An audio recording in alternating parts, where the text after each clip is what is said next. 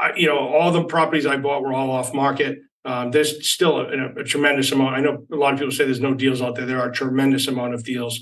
But when I came out, at the beginning of 22, that's when I really started getting into the lending side of things. There are millions of real estate investors out there, and most are stuck with just a couple of properties.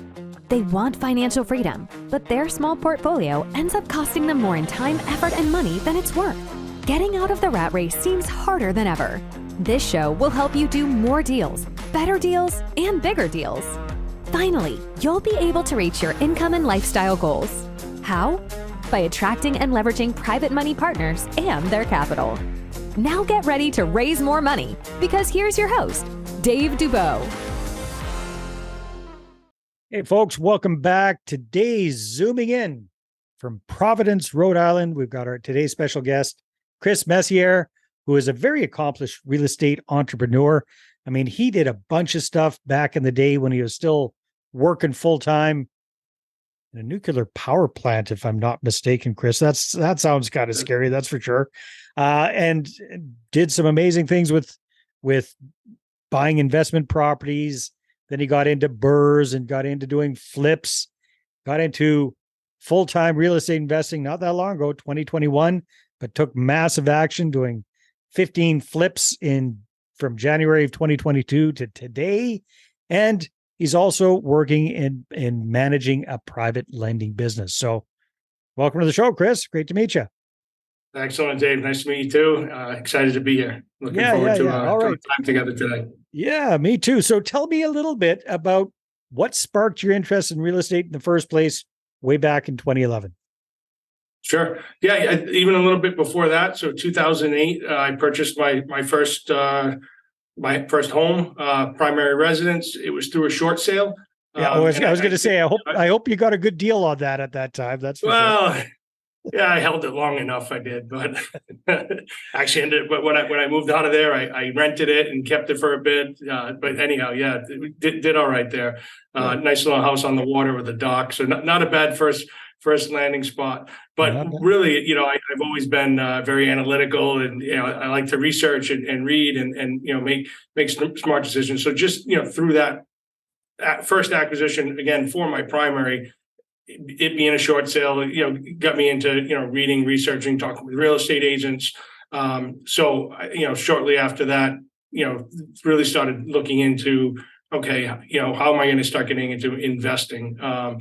Where I live, there was a small city or multiple small cities in Rhode Island. It's the same. You have Warwick and Cranston and Providence. Everything's kind of connected together, right? Yeah. Yeah, there's a lot of opportunity, a lot of multis in the area. So I started reading and researching, and I landed back then, 2010 on the BRRRR strategy. So it wasn't really coined it wasn't as popular nearly as today.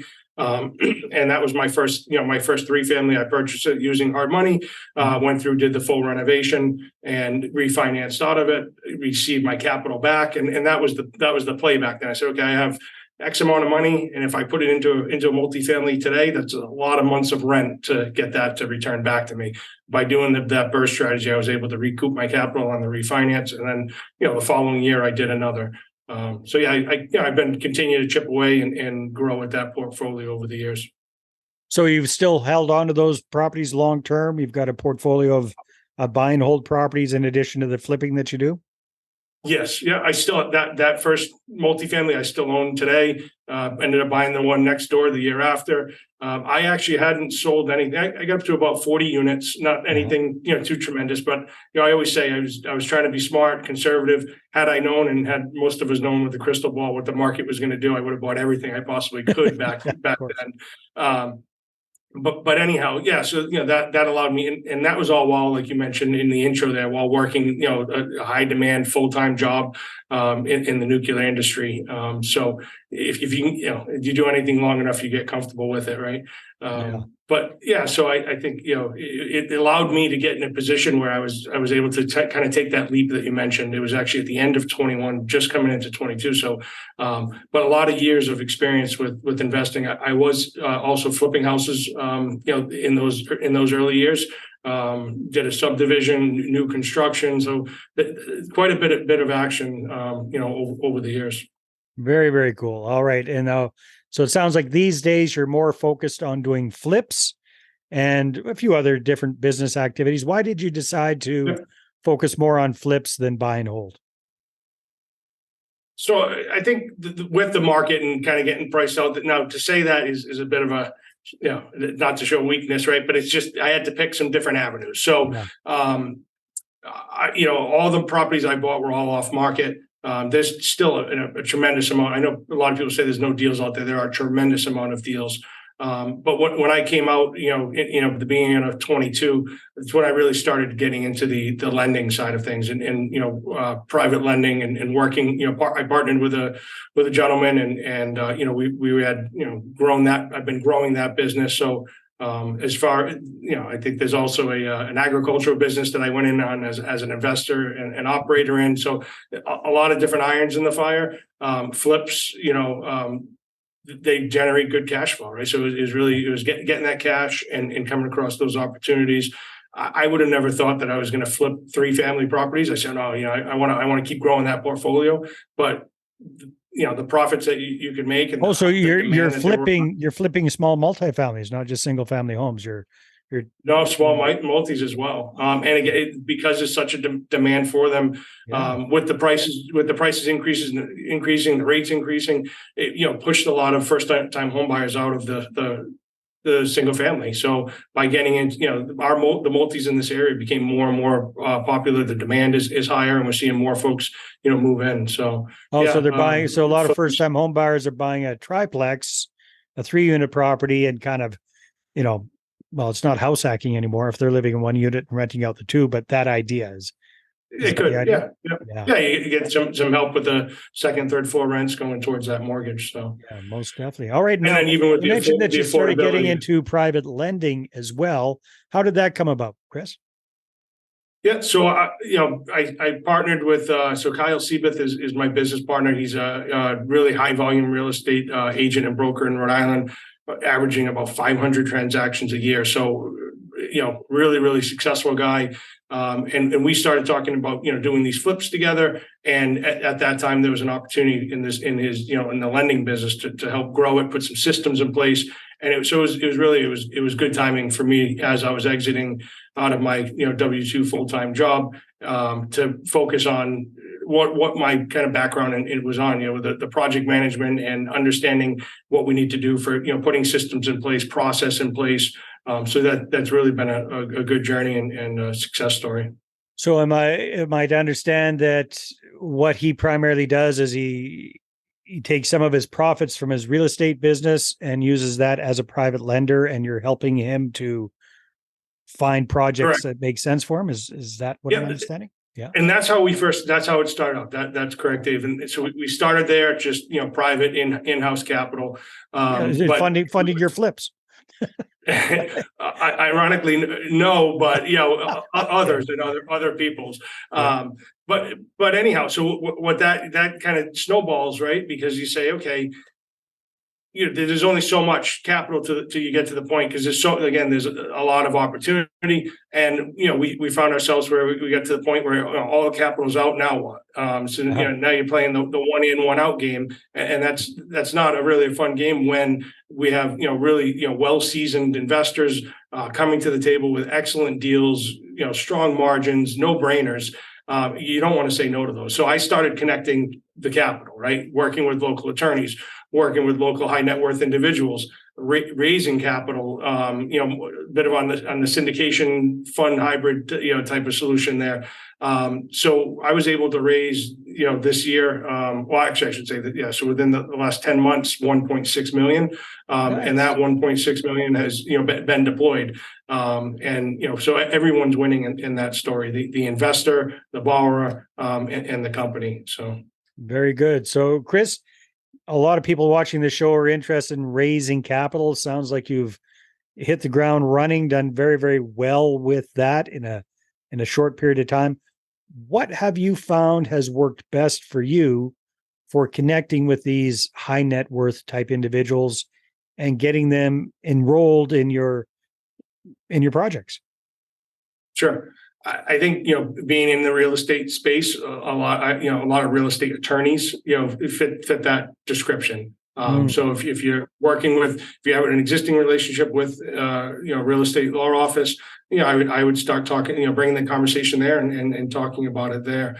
For anybody else, I think, again, it's talking about the opportunity, I've always brought the objections up front, or brought the risks or concerns to the table first. So in my conversation, I'm thinking, okay, if I were you and you're hearing me say that, hey, this is great, I'm going to give you this excellent return on your money, and you can't get this anywhere else. It's, well, why? What else could, what's going on here? I talk a lot about the process. I talk about, my background, Kyle's background, how we can evaluate deals, how we know, whether a deal is a good deal or bad deal. I always say the value in what I do is I'll say no to a loan. We don't have to take every deal. We want to take the good ones. And really from there, it's the process and explaining how it's secured by real estate, how our loan to value starts us off in a secure position, how we don't let the borrower get ahead of us with the construction process and how we manage that. So I think if you can show that you're a good operator, most folks will understand. I would say, really go in it with transparency and just be open and be ready to answer questions. You don't have to have all the answers that day, but the more folks that you talk to, the more comfortable you're going to be. I really love what you said there about showing them, addressing the objections up front, because I see so many capital raisers just make these presentations that are Instagram perfect, right? So everything's sunshine and flowers, and everybody knows deep down there's got to be a downside to everything. So really, really smart. That's what we recommend for our clients as well, is, when we have a mom and pop real estate investor presenting to a potential joint venture partner, hey, show them what the upside is, show them what the downside is, but also don't leave them hanging with that. Show them what you're going to do to mitigate that should it happen, or try to avoid that to the best of your ability to make them comfortable. But definitely don't hide it. Figure out what the biggest potential objection could be in somebody's mind, and just address that up front, because that'll just go so much further to boosting up that credibility and that trust factor, right? So people tend to need to know you, like you, and trust you in order to invest in your deals. Now, a question I have for you guys, now that you're kind of scaling things up, if you don't mind kind of dumbing it down for me, how does your private lending business work? So you've got some of your partners' capital, which is kind of as the seed money to fund this. You've gone out and beat the bushes and brought on some high net worth individuals. You've raised another 1.6 million. Sounds like you're doing some small investor loans. You're doing some bigger syndication type stuff. What does it kind of look like? And does the money just kind of come in, go into a pool, or is it assigned to specific deals? If you don't mind. Sure. Sharing. So there's two different businesses currently. Okay. Red Balloon Capital, which is the one that we started with, and we're launching Limitless Capital. So Limitless Capital will have the fund structure, SEC, registered, state filings complete, PPM. So in that, and I'll really be able to truly have the fund structure. To date, I've been doing it more, so, and the reason for that is one of those objections. And I'll go back to it a little bit. You have to believe in what you're saying, right? And really, you're not trying to sell something that is going to hurt someone. If it's your relative or anybody else. So to me, I see value. I've always seen value in the fund structure, where as the investor, that's putting the capital in, if I say, hey, that money is going to 123 Main Street, all your eggs are in that basket. If that investor doesn't do what he's supposed to do, really the money is at risk. Or if you think you're going to get it back in 12 months and he doesn't finish the project. So, that now, hey, I can't make my commitment back, but I'm blaming the other guy. So the reason for launching Limitless Capital and having this fund structure is to truly, be able to raise capital in that, through that technique. The fund. What I'm doing currently, pros and cons to everything, right? Because the other side of the coin, if I understand correctly, to having Joe investor having their capital invested in one specific deal is you've kind of got the most, if not all of that loan, and therefore you've got a lot more kind of control there and potentially maybe higher returns. But if you're within a fund, yes, you spread out the risk, but you tend to kind of lower the overall returns. Would that be kind of the payoff and the pros and the cons there, or what's your take on that, Chris? That's accurate. Yes. Yeah. But it's a little bit of two different types of folks too. The people that just want, I would say maybe the lower risk, the much more passive. And to answer your previous question, what I'm doing currently and what I've done in Red Balloon is that investor, that high net worth individual, their name, they're getting the mortgage written in their name. So that they're co-lending in a way, right? So we service the loan, we manage the client relationship, but they're secured because they actually have the note. In that sense, we're seen as a bit of a broker. I've gotten creative recently where I think it works well for folks. For us to kind of spread out our in-house capital, I've even been offering investors a much lower LTV. So I'll say, hey, go in at 70. I'll give you first position, I'll take a second position for the construction. That might be a little bit aggressive, but it works well. So now that person is really secured. And then they don't have to worry about, the borrower asking for that next construction draw. And what that does is it allows me to still have that, forward face to the client as well. So even though you've got a very vested interest in the project. Right. And even exactly. And then even though we connected and kind of, brokered that particular deal, we still maintain that client relationship after the closing. When they need their draw, we go, it's us going out for the inspection. We are dispersing the funds. I think it's a really good model. For the time being. Yeah, no, that makes a lot of sense. And it's way beyond the scope of this conversation, but I would imagine that setting up a fund, I've never done it myself, but I know a few people who have, I would imagine that's quite the process and quite the expense and quite the legal and security paperwork jungle that you have to make your way through. Yes. So absolutely. I pretty much DIY, everything, as much as you can. From my young years and figuring out, all of the real estate investing that I've done to date, me being the guy on the property doing, a lot of the hands-on work.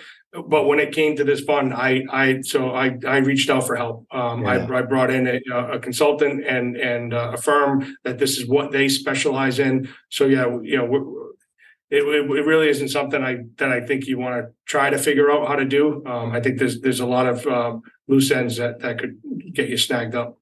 Yeah, most definitely. That's just my opinion. I'm sure folks have done it and can do it successfully. Well, I don't know anybody that's done it by themselves without getting significant help from somebody who knows what they're doing, for sure. Awesome, sure. Chris. Well, this has been a lot of fun. Thank you for sharing your journey and your experience. And if people would like to connect with you or find out more about your business, what should they do? Sure. So email it's chris@limitless.capital and or a phone call. I'm happy to share my number. Anyone can call me anytime, talk more, shoot me a text. It's 508-821-0016. Fantastic, Chris. Well, hey, good job on everything that you've done. Good job on transitioning out of that W-2 and becoming a real estate entrepreneur on multiple fronts, from the active doing the flips and the passive side, having your own portfolio, and now the private lending side. You're kind of covering all the bases. Good job. Thank you. No, it's still a lot of work to go and a lot of years to keep growing and scale. Scale is the name of the game at this point. So exactly. Thank you. All right, everybody. Take care, and we'll talk to you on the next episode. This episode is brought to you by MoneyPartnerFormula.com. Our Money Partner Formula service allows you to raise all the private capital you need to do all the deals you want while we handle the hard stuff. We offer reliable and affordable done-for-you marketing services that get you investor meetings booked without all the work. So go ahead and check out the website right now, and then feel free to schedule a call with me, and let's take your portfolio to the next level. Again, that's moneypartnerformula.com. Watch investor meetings pop up in your calendar. We handle the rest.